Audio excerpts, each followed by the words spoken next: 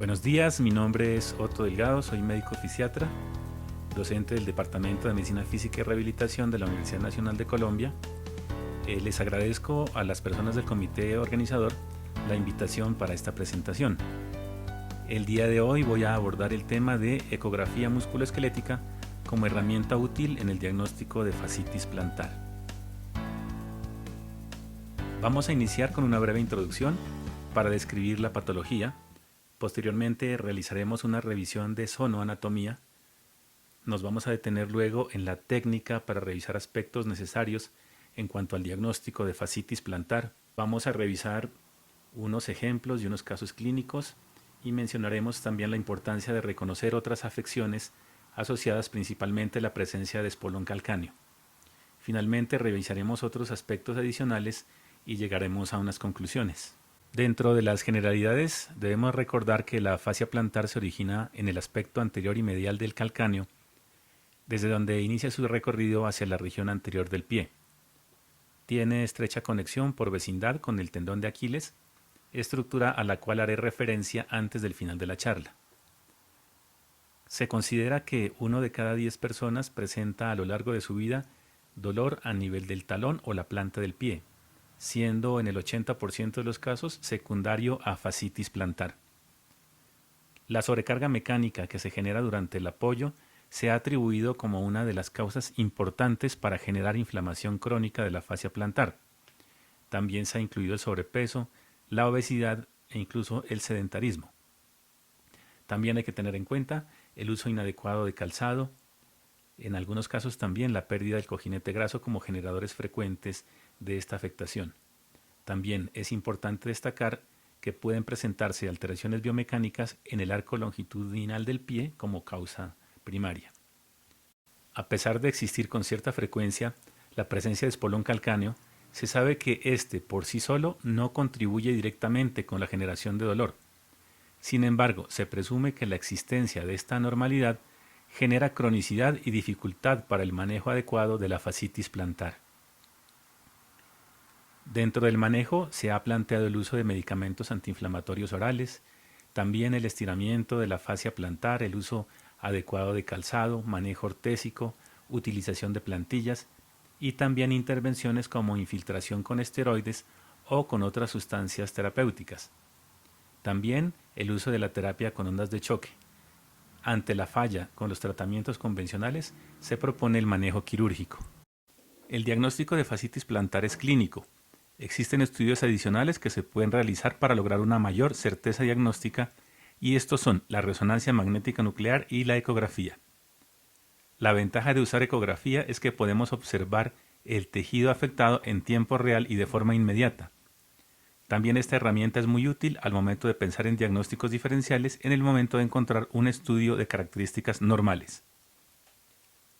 Es también una guía útil para tratamiento, como infiltración de sustancias terapéuticas bajo ultrasonido. También para establecer una zona específica cuando se trata de un tratamiento con terapia con ondas de choque, e incluso para apoyar las intervenciones por fisioterapia. Además, la ecografía nos permite identificar los cambios en el tiempo que se pueden dar al usar diferentes tratamientos en el paciente. Acá observamos los aspectos relacionados con la anatomía y el ultrasonido. Si el tejido es normal, en anatomía macroscópica el tejido tendinoso tiene un color blanco brillante y una textura fibroelástica firme, lo cual se observa en ultrasonido con una configuración de líneas hiperecoicas paralelas con una estructura regular uniforme. En caso contrario, si el tejido es anormal, los hallazgos macroscópicos nos muestran una estructura de color gris o café, tejido delgado, frágil y desorganizado, con pérdida de la textura regular habitual. En ultrasonido las anormalidades se dan por la visualización del ensanchamiento del tendón con áreas hipoecoicas localizadas y mal definidas, estructura irregular de las fibras y en algunos casos fenómeno de neovascularización asociado a los cambios tendinosos. La técnica descrita de manera específica para la identificación de la fascia plantar recomienda el abordaje en plano longitudinal en dirección del recorrido de las fibras tendinosas que la conforman. Se debe usar una sonda lineal de 5 a 18 MHz.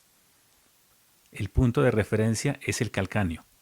cuya estructura tiene la ecogenicidad característica del tejido óseo y es evidente su visualización. Primero realizamos el abordaje de un lado para posteriormente realizar el siguiente.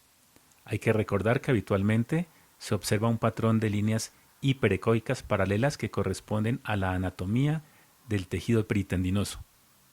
Estas además tienen una estructura regular y uniforme, lo que permite que se puedan identificar con claridad.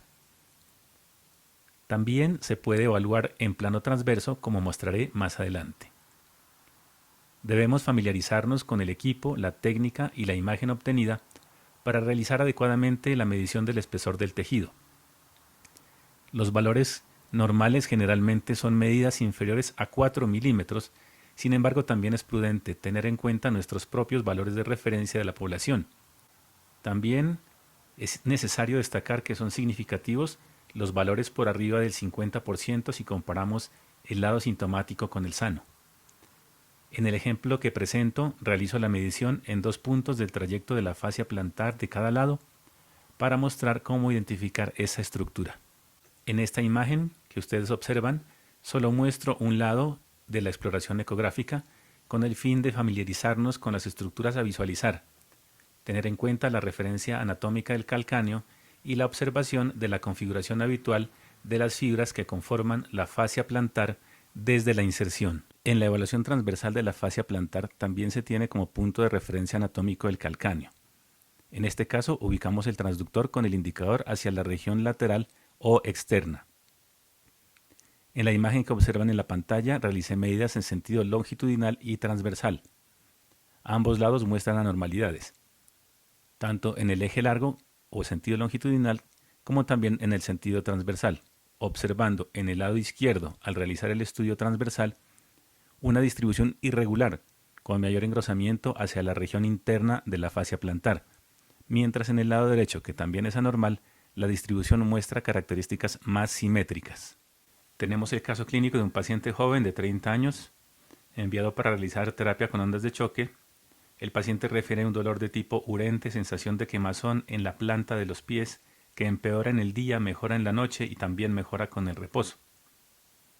Al realizar ecografía, los parámetros obtenidos indican un patrón lineal de distribución fibrilar, no hay alteraciones en la ecogenicidad y al evaluar la fascia plantar se realiza la medición del espesor obteniendo en el lado derecho 3.2 y en el lado izquierdo 3.2 milímetros, lo cual nos lleva a pensar si realmente este paciente cursa con un cuadro de fascitis plantar.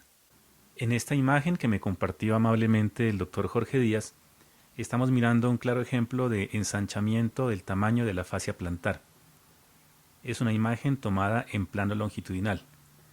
Con la sola observación cualitativa nos damos cuenta de que existe una diferencia entre el tamaño de las estructuras observadas. Las medidas obtenidas muestran en el lado izquierdo un valor de 3.9 y en el lado derecho 6.7 milímetros, lo cual indica que son hallazgos significativos al comparar las mediciones entre los dos lados y también teniendo en cuenta los valores normales de referencia. En esta imagen también observamos tejido de características anormales. Hay pérdida del patrón fibrilar en el lado izquierdo y visualmente es notoria la diferencia, al igual que en la diapositiva anterior. A manera de ejercicio, realicé medidas en el trayecto de la fascia plantar, obteniendo 6 y 5.6 milímetros en el trayecto de la fascia plantar izquierda, 2.5 y 3.6 milímetros en el trayecto de la fascia en el lado derecho. En este caso, estamos observando la imagen de un espolón calcáneo, tanto en rayos X como en ultrasonido. Si observamos la radiografía en el lado derecho de la pantalla, se ve claramente la imagen de dicha lesión.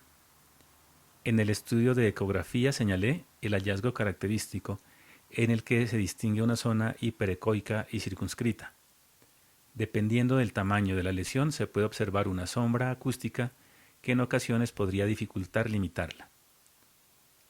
En este caso les estoy mostrando que el área mide 0.05 centímetros cuadrados.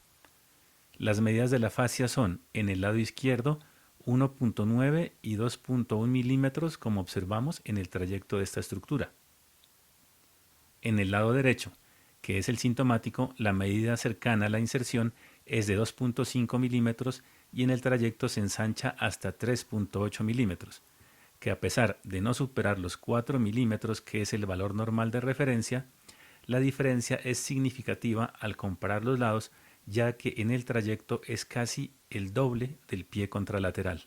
En esta diapositiva estamos observando nuevamente una imagen que corresponde a un espolón calcáneo.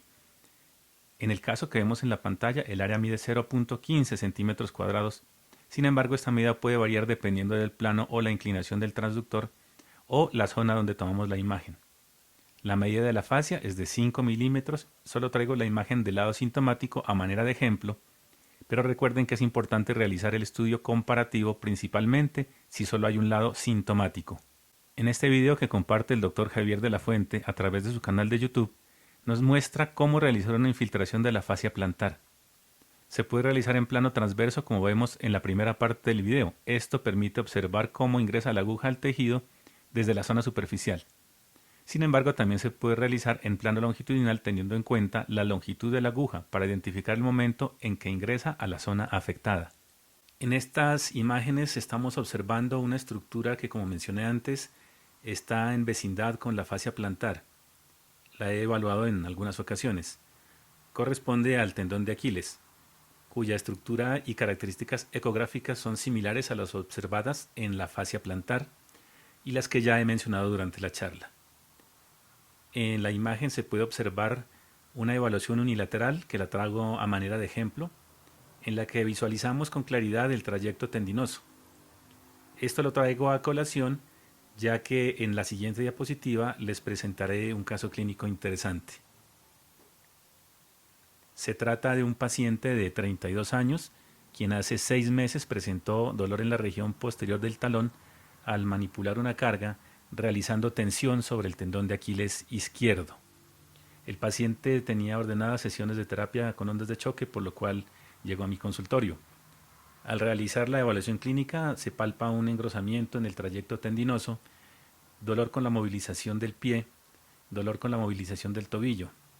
En la valoración ecográfica se observa una pérdida del patrón fibrilar de manera importante, con retracción de fibras, alteración de la integridad de las fibras mismas desde la zona de inserción.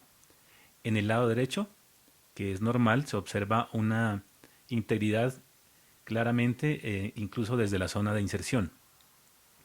Esta imagen que muestro corresponde al estudio comparativo de este paciente, observando que se trata de una ruptura completa del tendón de Aquiles desde la inserción. Para tener en cuenta, realizar la técnica de manera comparativa. Observar los diagnósticos diferenciales ante los hallazgos cuando un estudio ecográfico sea normal. Revisar los estudios radiológicos con los que cuenta el paciente, ya que en algunas ocasiones la observación de dichos estudios nos puede orientar sobre los posibles diagnósticos diferenciales. Entre esos diagnósticos he observado la presencia de coaliciones tarsales, en las cuales ocurren fusiones de huesos calcáneo con escafoides, astrágalo con escafoides, calcáneo con astrágalo o con cuboides. Hay casos de dolor de difícil manejo, como la fibromialgia. En este caso es necesario realizar un adecuado interrogatorio y examen físico, ya que el comportamiento del dolor plantar es diferente al que mencionábamos inicialmente como fascitis. La enfermedad de fibra pequeña y los signos clínicos de dolor de características neuropáticas también deben tenerse en cuenta, al igual que el dolor articular de tipo inflamatorio o de características mecánicas. Por esto es necesario, adicionalmente a la evaluación clínica, la posibilidad de realizar el estudio de ecografía. Finalmente, también es recomendable determinar si el uso del calzado por parte del paciente es el adecuado o el correcto, ya que, como mostré en el primer caso clínico, se trata de un hombre joven con una ecografía normal, pero que estaba utilizando un calzado o unos zapatos que no eran los correctos para la configuración de su pie. Espero con la información que les he presentado hacer énfasis en que el médico fisiatra debe tener dentro de sus herramientas diagnósticas al ultrasonido para el adecuado estudio y diagnóstico de diversas patologías de origen osteomuscular, como en estos ejemplos de fascitis plantar y tendinopatía del Aquiles. Bien, con esto doy por terminada mi participación en esta jornada, no sin antes agradecer a los integrantes del comité organizador por haberme permitido compartirles estas experiencias. Sé que las preguntas quedan en manos de los expertos que están conformando el panel el día de hoy, entonces bienvenidas esas preguntas, esas inquietudes, y espero volverlos a ver muy pronto. Muchas gracias y buen día para todos.